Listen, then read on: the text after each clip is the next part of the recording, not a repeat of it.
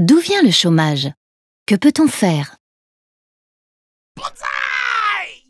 Depuis une vingtaine d'années, la France, contrairement à la plupart des pays développés, ne parvient plus à faire passer son taux de chômage sous la barre des 7%, car elle est confrontée à un chômage essentiellement structurel, c'est-à-dire qui perdure même lorsque la conjoncture économique s'améliore. On pointe souvent du doigt les entreprises qui délocalisent leurs activités à l'étranger ou qui profitent des progrès techniques pour remplacer certains emplois par des machines. Pourtant, l'impact des progrès techniques sur le chômage est controversé. Et selon l'INSEE, les délocalisations n'ont supprimé que 0,3% des emplois salariés entre 2009 et 2011. Le chômage structurel français serait donc en réalité davantage lié à d'autres facteurs. D'une part, le manque de flexibilité du marché du travail, qui fait parfois hésiter les entreprises à créer des emplois, car si elles ont besoin de les supprimer par la suite, cela risque d'être compliqué et onéreux. Et d'autre part, l'inadéquation des qualifications des travailleurs pour répondre aux besoins des entreprises. Certains secteurs, comme l'informatique ou les services aux particuliers, manquent de main-d'œuvre qualifiée.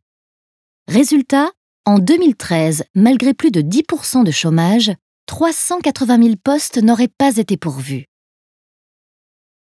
Pour lutter contre le chômage, on pourrait donc notamment valoriser les filières qui recrutent et faciliter les reconversions professionnelles. Mais aussi, pourquoi pas, s'inspirer du modèle danois de flexi-sécurité qui consiste à garantir de bonnes indemnisations chômage en compensation de la flexibilité accordée aux entreprises pour recruter et licencier. Cependant, il ne faut pas limiter les remèdes aux causes structurelles, car le chômage augmente aussi du fait de la détérioration actuelle de la conjoncture économique. Il est donc en partie conjoncturel. Selon les keynésiens, il faut donc également relancer la consommation des ménages et l'investissement des entreprises, en réduisant les impôts, par exemple, afin d'augmenter la production et de créer de nouveaux emplois. Néanmoins, les produits les plus consommés en France étant aujourd'hui généralement importés, la plupart des emplois créés le seraient sûrement à l'étranger.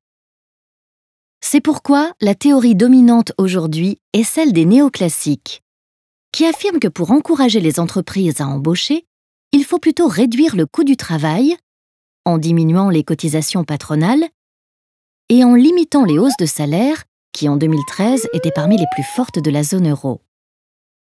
Si des théories existent sur le chômage, elles ne donnent pas de remède miracle à ce problème, aux causes complexes et très variables.